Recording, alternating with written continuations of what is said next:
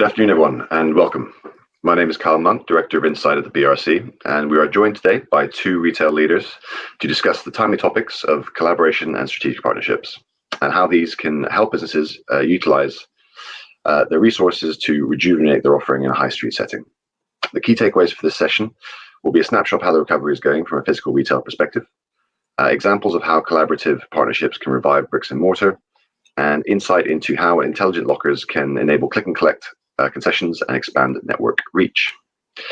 So without further ado, I'll introduce you to our two speakers today. We are joined by Candice Ohan-Jian, who's Retail Director at Quadient. Candice will be a familiar name to many across the UK's top 100 retailers. She has 15 years experience across retail logistics and has previously served as an executive board member at Hermes UK before joining Quadient. Welcome, Candice. Thank you. We're also joined by Chris Bargate, who's Director of Business Development at B&Q. You might wonder what business development B&Q is doing, but Chris is responsible for new store formats, partnerships, services, and strategy. He also has over 15 years experience in the retail sector across a broad range of roles, including leading large-scale operational change programs, developing new store formats and service models, and managing whole commercial divisions. Welcome, Chris. Thanks, Kyle. Good afternoon, everyone. So I'm going to kick us off with a bit of an overview of what's happened over the last 12 months. No surprise to anyone, it's been a challenging year for retail. There were £30 billion lost just in store sales in 2020. And the first quarter of 2021, 43% of all stores were closed due to the government's non-essential classification. We've already been through one reopening in June of 2020. However, footfall during that reopening only reached around, was still 40% down on where it was pre-pandemic for both high streets and shopping centres. Retail parks on the whole fared better, nearly recovering to their pre-pandemic levels of traffic in October of the same year. However, some structural changes remain for physical retail. There are green shoots this time around, however. So sales were up 7.2% in April 2021 when compared to April 2019, so pre-pandemic levels. Non-food sales were up 25% month on month compared to March. And these numbers haven't been published yet, but I can reveal confidentially that May's retail sales figures will be slightly more positive than April's. Cities and town centres, however, have fared the worst. So London was still down minus 47% for footfall as of April 2021. Office workers working from home was the primary cause, with many adopting hybrid models, even though they can return to the office, and offices taking a staggered approach to reopening, which might not complete until potentially September of this year. Tourism has also had a profound effect across the nation's cities. What's quite worrying, a statistic from our partner, the local data company, said that 10% of all retail stores, and that's just retail, not retail and leisure and hospitality, remain closed in April and May, despite being able to reopen. So some risk there should the government not take steps to continue with their current relief schemes in the form of business rates, holidays, and rent moratoria. So it's clear from all of this that the high street will have to do something drastically different to thrive going forwards. To develop capacity in any function, you can acquire, develop, or partner. And today we'll be looking at partnerships specifically to see how they can be a cost-effective and low-impact way to really drive change. In grocery, we've seen a number of supermarkets partner with convenience food delivery services such as Deliveroo and Uber Eats. And we're seeing companies like Pret a Manger and Carluccio's even open up concessions in supermarkets, which are quickly becoming destinations into their own right due to the boon they've seen over lockdowns and being classified as essential. From a channel perspective, convenience remains king. The BRC successfully lobbied to keep click and collect operations open during lockdown in 2021. And businesses are using this to their advantage via manned desks in store, but also increasingly through unmanned solutions such as lockers. There are lots more partnership examples I could touch on, but I'll leave that to Candice and Chris to touch on now. And with that, I'll hand over to Candice, who's going to walk us through her solution. Thank you. Got to say some technical issues to start, but it's working. So for those of you who know me, I would probably start off normally quoting someone like Darwin, Einstein, Churchill, some incredible Abraham Lincoln. And today, while I find myself quoting "Stop, Collaborate and Listen," it's of course Vanilla Ice. But desperate times obviously call for some desperate measures. And I suppose this is a message of hope, because if someone with zero talent can dine out for the 30 years on the same song, then I'm sure together we can help to revive the high street to an area of success. So looking through the retail indicators, Carl's obviously mentioned some stats, so I'm not going to go too far into it, but I think what's important to note here is that whilst retail sales are showing us up, this has been bolstered by the likes of food sales in categories that were really considered to be essential. And that means that the non-food has been suffering a great deal in fashion categories in particular. They're continuing to perform the worst. And this also links into the subdued footfall.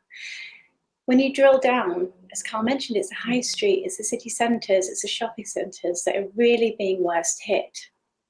Retail parks are faring a little better, and it's because consumers are comfortable with these locations, and they're also endowed with more essential stores than the others. So this really shows that there's a level of anxiety amongst consumers. There's a health concern that's still affecting, and it's still affecting these consumer behavioural shifts.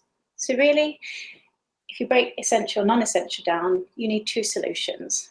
One, in essential stores, they need to be able to cope with the increase in demand for click and collect.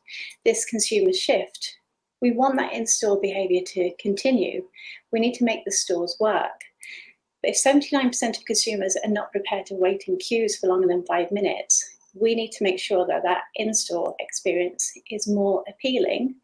And we also need to find ways to sweat our assets.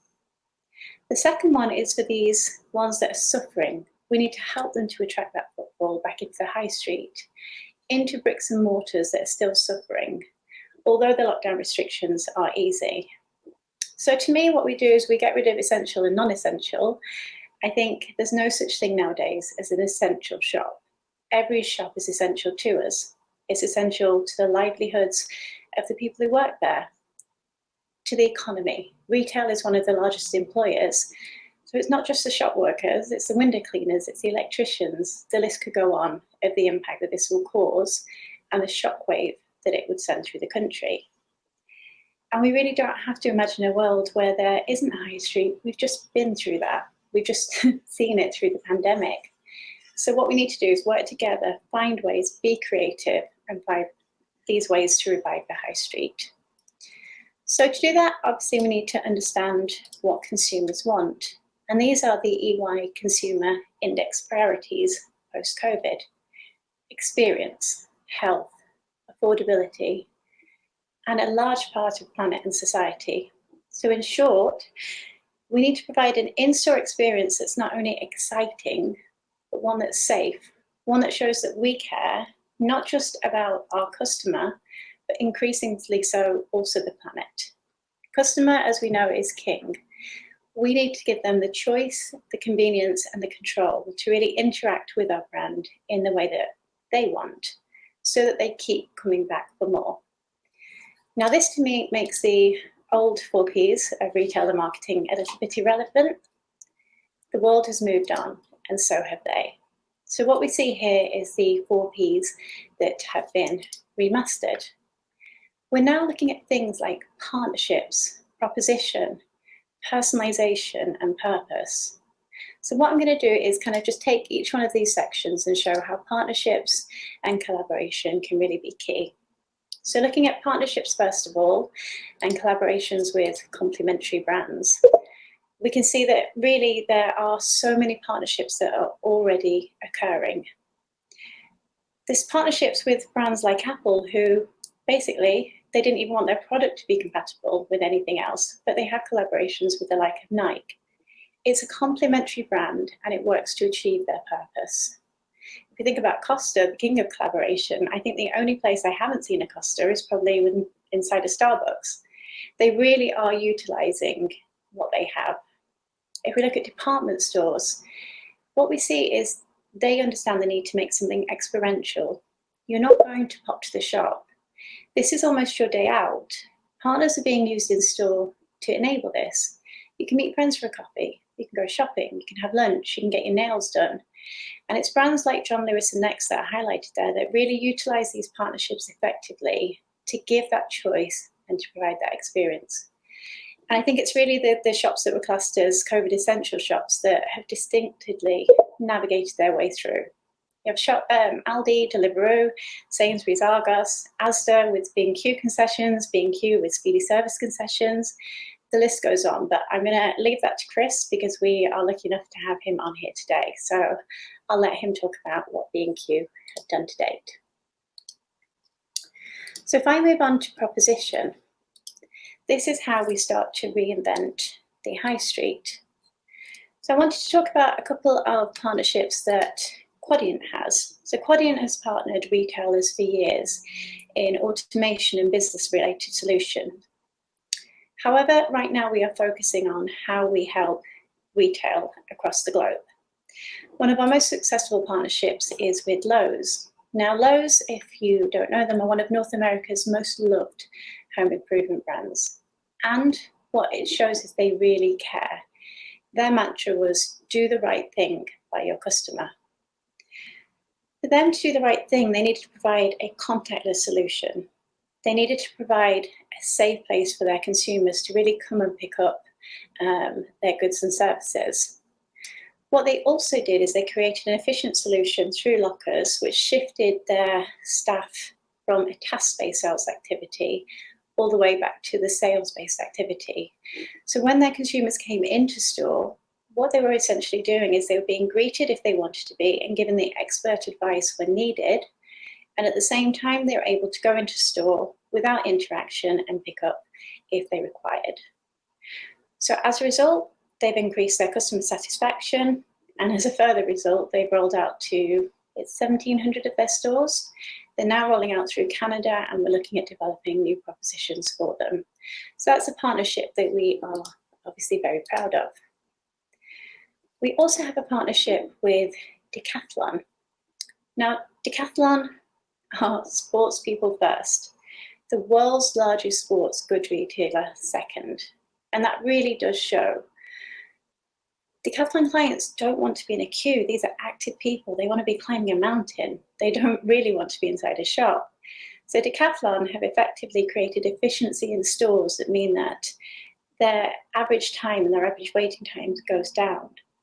They did a time and motion study, and on average it was 6 minutes and 2 seconds that it took a staff member to fulfill a click and collect order.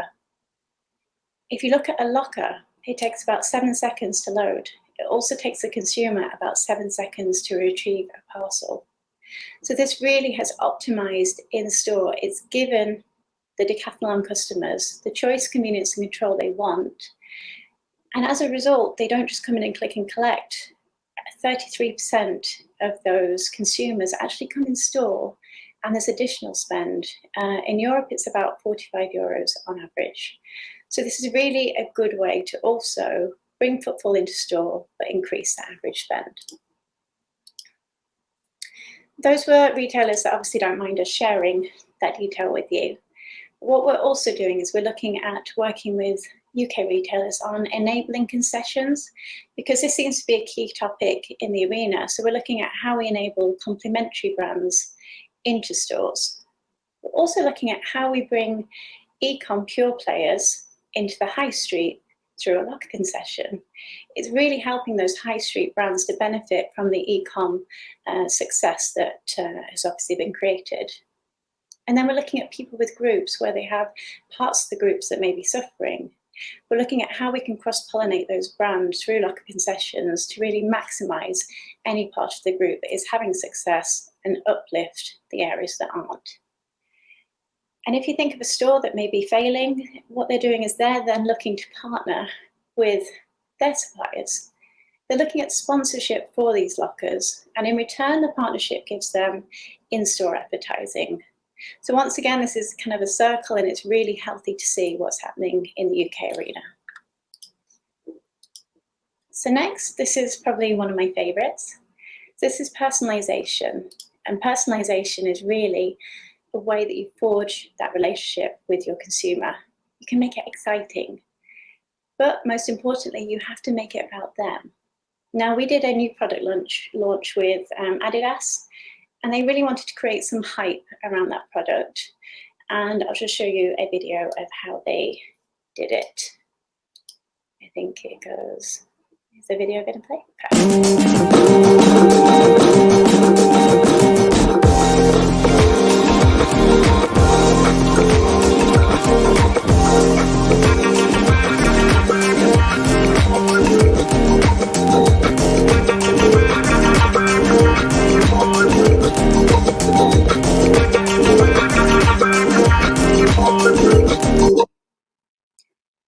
So that was great, wasn't it? It's a really way to create some excitement for winners. So what they did is they went to the event, they scanned the barcode, and they had the opportunity to win something.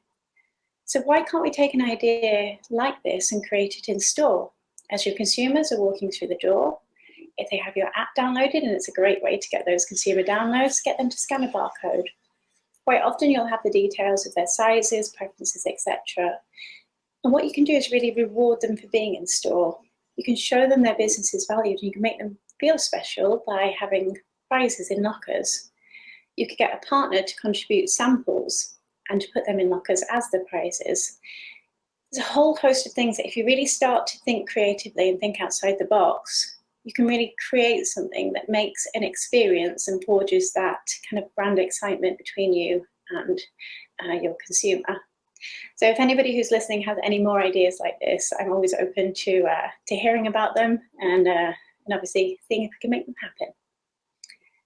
So the last area that we're looking at in these P's is purpose. Now, you saw with the EY consumer priorities, planet and society is really essential. People are looking for a value-driven approach. When I look to the market, you can see examples of these happening. ASOS are a great example of a company that's very charitable, and they've done a partnership with DPD where they can turn something old when you receive something new. So as you receive your parcel, you can return and you can donate some of your clothing, some of your old clothing. But we don't always have to reinvent the wheel. Once again, you could bring this into store as someone comes to click and collect with a parcel. Why don't you give them the opportunity to then donate some of their clothes, and then you as a retailer recycle them? But it doesn't have to be clothing. This could work in DIY trade, plumbers, boilers, electrical parts, laptops, any of these sectors. You can start to find a synergy, and you can start to show that you really care and that you have a purpose with the planet. And this will really resonate, especially with the younger demographic. And we all know with increased e-com deliveries, obviously carbon footprint increases. And people want to see that you are caring as a brand. And this is where something like a locker solution as a final mile is really helpful in this space. And Quadient, as a locker provider, are carrier agnostic, so we are willing to partner with all of the carriers in order to make this happen.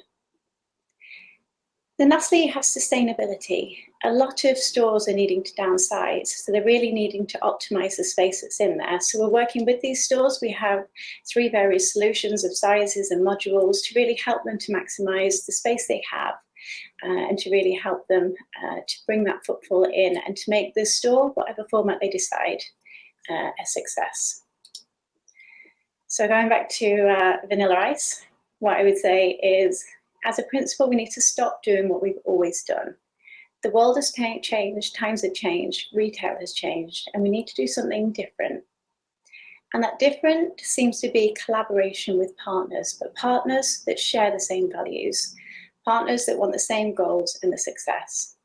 And ultimately, whatever you decide to do in retail, to make it a success, you need to listen to the customers, listen to what they want, and listen to their needs.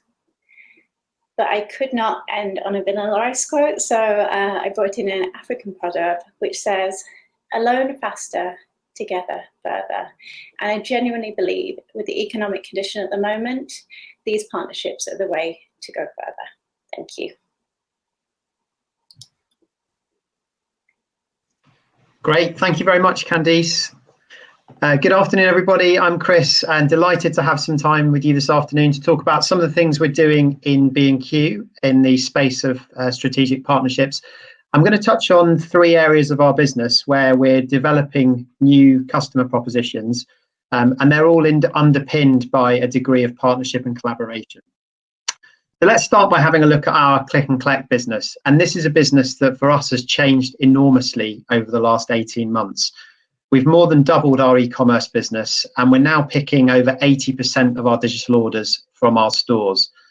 But if we start by winding the clock back 18 months ago when the lockdowns started, we were in a position where we had to close our stores whilst we worked out how to operate them safely.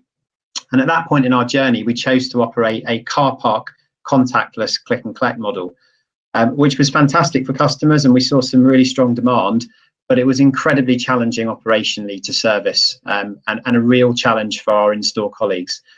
So when we were able to reopen safely, we obviously re-established our traditional click and collect business, but we saw the surge in demand continuing. So for the last 12 months, we've been really focused on creating more space in our stores to service that demand. So we've been looking at creating more space for click and collect orders across all of our stores.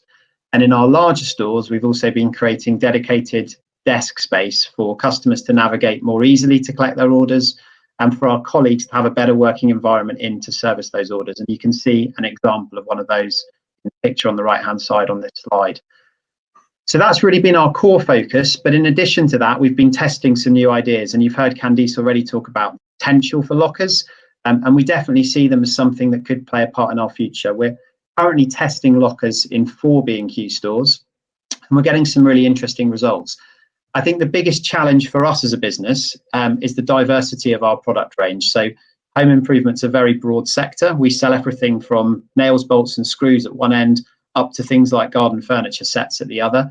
And some of those larger, bulkier items aren't always naturally well suited to a locker. So we're still working through how do we integrate our product portfolio and then ultimately the customer journey to make it really simple for customers to know where they need to go when they come into stores. But as I say, we definitely see potential in them for the future. So that's our click and collect business. The next topic I was going to talk about is small store formats, which for us are all about driving home that convenience message that Carl started on at the beginning of the webinar.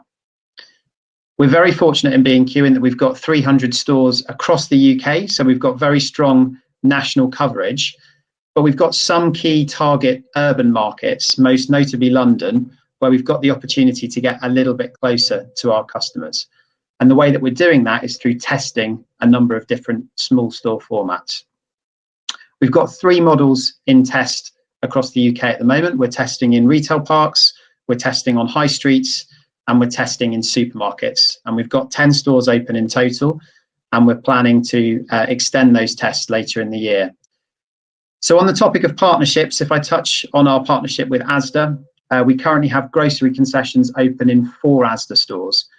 And for us at B&Q, that brings the really big benefit of direct access to all of those customers who are shopping in a supermarket every week.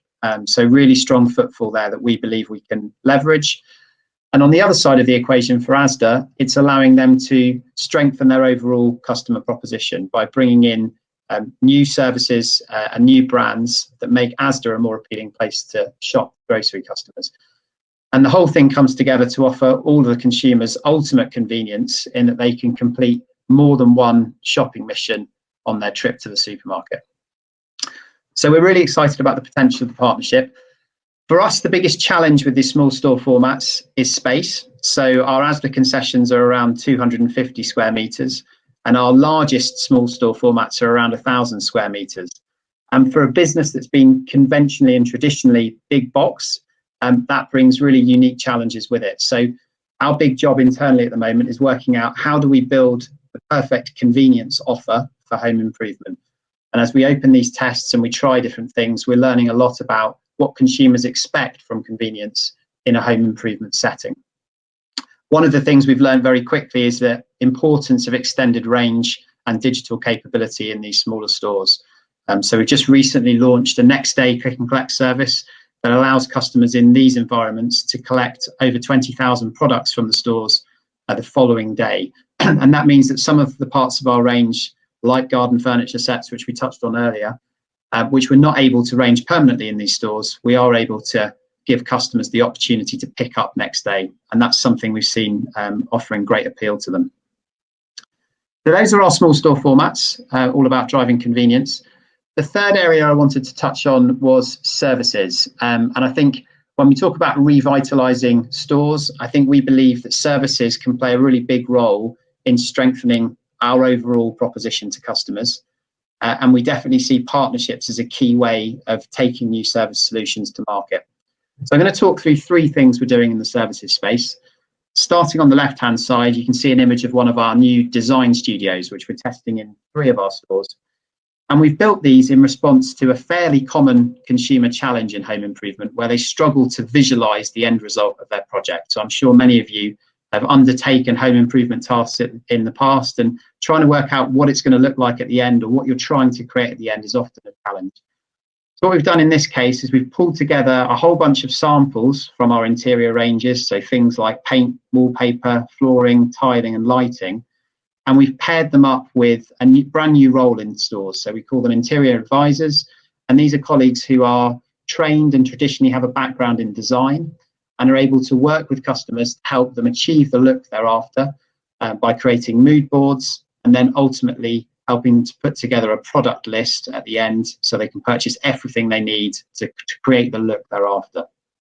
We've just started testing them, but already seeing some really positive feedback from both customers and colleagues. If we move on to the middle picture and talk about tool hire for us in home improvement is a real natural complementary service that sits alongside our product portfolio. And in this instance, we could have gone and developed our own tool hire service. But we've taken the decision to partner with Speedy Hire to do this, because Speedy have got the infrastructure, they've got the skill set, they've got the digital capability to run a tool hire business, and that would ultimately take us a significant period of time to develop. We've introduced Speedy Hire into 16 B&Q stores, and for us it creates a really strong and compelling customer proposition. So imagine a customer who might be undertaking a paving project over the bank holiday weekend.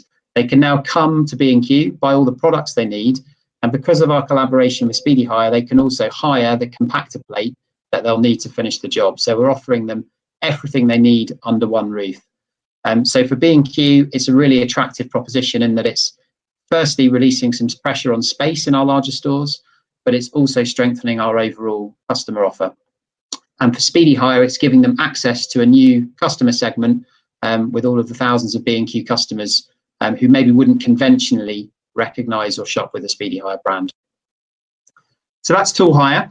And then the third service model I was going to talk about is Need Help. So Need Help is a service marketplace which connects customers with verified tradespeople. And again, we know for customers, this is often one of the biggest barriers to starting a project, not knowing if you can find someone who can help you to complete it. And we know our colleagues say it's one of the most common questions that they get asked in store is, can we help them to find a tradesperson for their job? So with the Need Help model, we're able to do that. It's a platform service model where a customer can go onto the platform, they can post the task. Once they've posted their task, they can connect with tradespeople, communicate with those tradespeople through the platform. They can pay securely for the services through the platform. And it also comes with a satisfied or redone guarantee.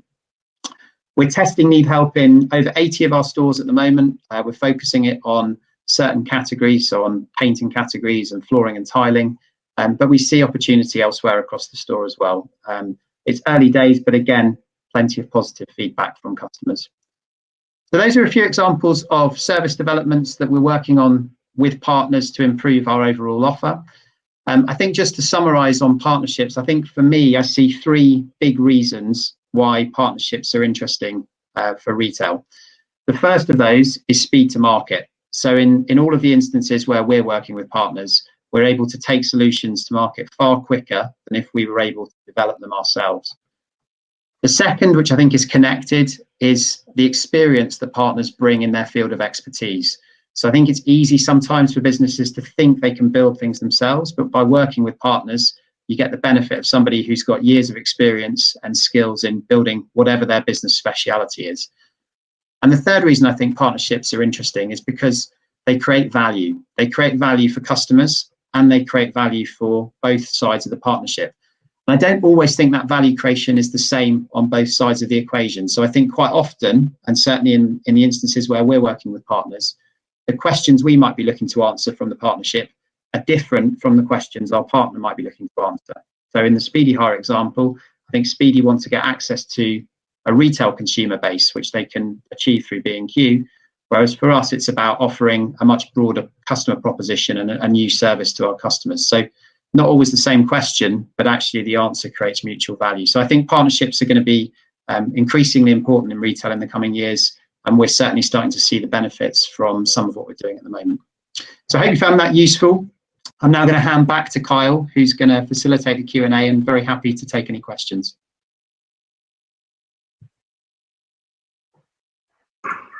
Thank you very much, Chris and Candice, for your input there. So some really interesting points raised, I think, on the value of partnerships and the sort of the scope and variety of things that they can provide. Love that Adidas example, Candice. Not a use case for lockers I would have thought of, but a great way to surprise and delight customers. And likewise, Chris, really interesting examples there of how you can bring services and partnerships into the store to broaden your commercial offer. So we've got some questions pouring in already. For the first, I will defer to you, Candice. So the first question is, why have certain stores, and they use the example of Primark here, why have they continued to have good footfall on reopening, and why have they seen success over the last 12 months?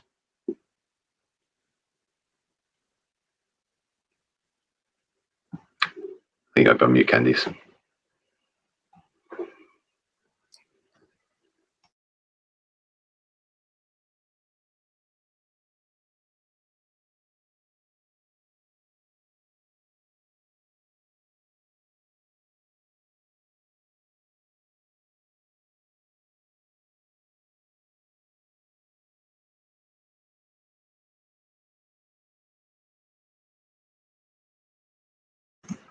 Candice, I think you're still on mute, unfortunately.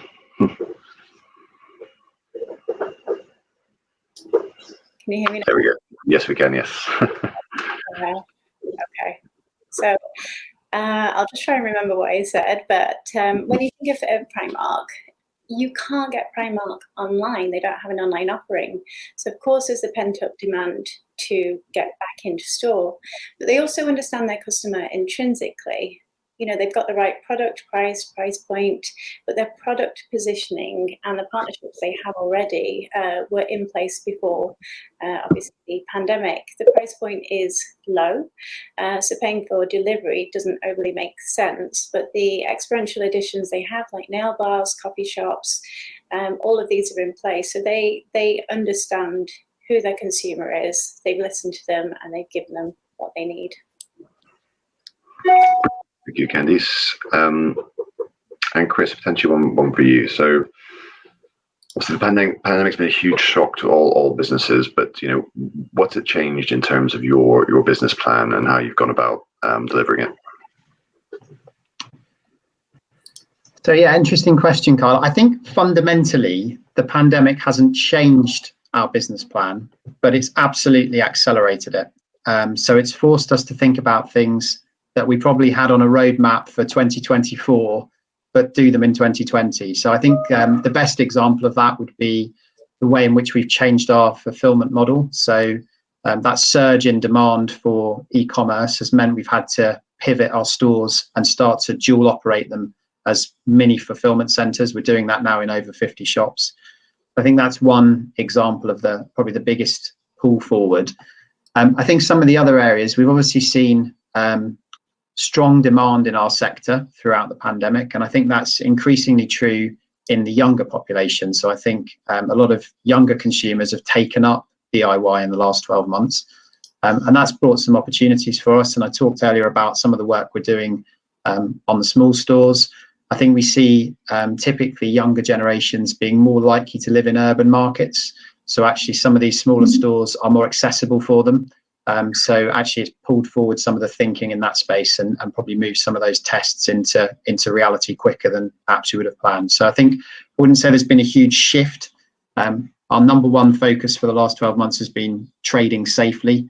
But in doing that, we've managed to pull forward some of the initiatives that were on the roadmap for outer years. And that's definitely something we're hearing, I think, across the piece, how the innovation sort of life cycle has definitely shortened since the pandemic began. Thank you for that, Chris.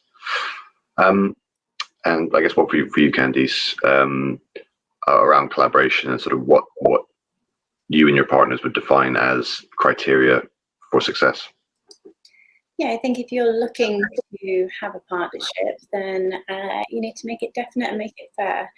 I think you need true commitment between the two. There's some shared risk and reward, but you also need clear, measured success criteria to define from both sides what that success is going to look like.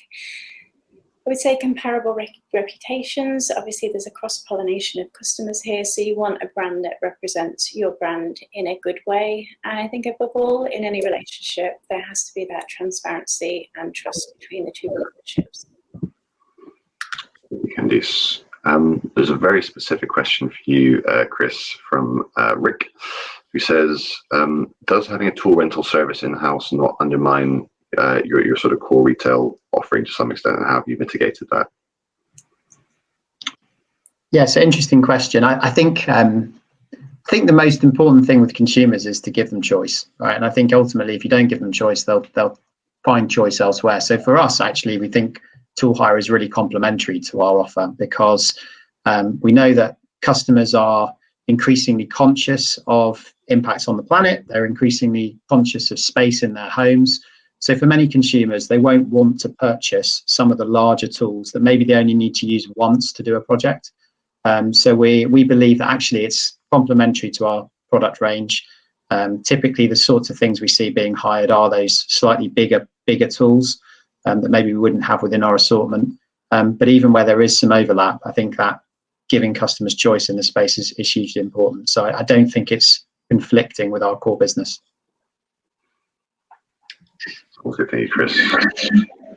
And one more from you, Chris, which is around how you can use partnerships to support digital fulfillment. Yeah, so I talked a bit about our click and collect business at the beginning, and obviously for us, e-commerce has grown substantially in the last 12 to 18 months. So really our first priority has been on, I'd say, getting our house in order. So making sure that we can service as much of our range as possible through our digital channels. And we're still working through some of that. As an example, we're adding our paint mixing product, Valspar, onto click and collect in the coming weeks, which is something we haven't done to this point. So really that's been our primary focus in making sure the offer is, the basics are there. We are starting to look at partnerships from a store to home delivery perspective. So we use DPD for around a quarter of our orders. They courier out from our stores. And I think there are further potential opportunities in the future. But for now, the priority has been getting the basics right, coming up with a model that can service as many customers as possible with as much of the range as possible. Thank you very much. There's a question which I'll try and interpret this, related to sustainability. So I guess this is open to either Candice or Chris, but have either of you come across any partnerships that focus on sustainability and supporting retailers in a more sustainable way? I would say I've not really come across much, but we're in a period where people are open to partnerships and collaborations. So what I would say is to people who are more local and have that focus is to reach out to some of the partners, come up with some ideas, make some suggestions. And what I'm seeing in the marketplace at the moment is people are opening to listening to these ideas. So if they have ideas, if they have ways of how they could collaborate or produce, then certainly reach out to their chosen sector. Yeah, I think the only thing I would add there is, we talked about it already, but for us, Speedy Hire allows us to reuse tools, right? So I think that we'd much rather have tools being shared across customers than sitting in people's garages for time eternal. Thank you both. So very good question around policy and public sector. So if you can't answer this one, don't worry. But are there any sort of asks that you might have for local government or even national government that might help you collaborate better or consider more strategic partnerships? Or is it more at a business level?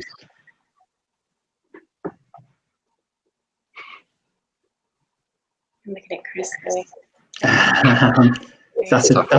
It's a tricky one, isn't it? I think it's quite a hard one to answer under the banner of partnerships. I think there's plenty of things that government can do to help stimulate the high street, and I think we've probably covered some of those in your section at the beginning, Kyle. But certainly relieving some of the pressure on things like business rates, I think is hugely important. I probably haven't given that consideration in the context of supporting partnerships. But I think the healthier a business is, the more opportunity it has to invest, and I think there's plenty government can do to support the high street more generally. Thank you, Chris, for answering a tricky question there.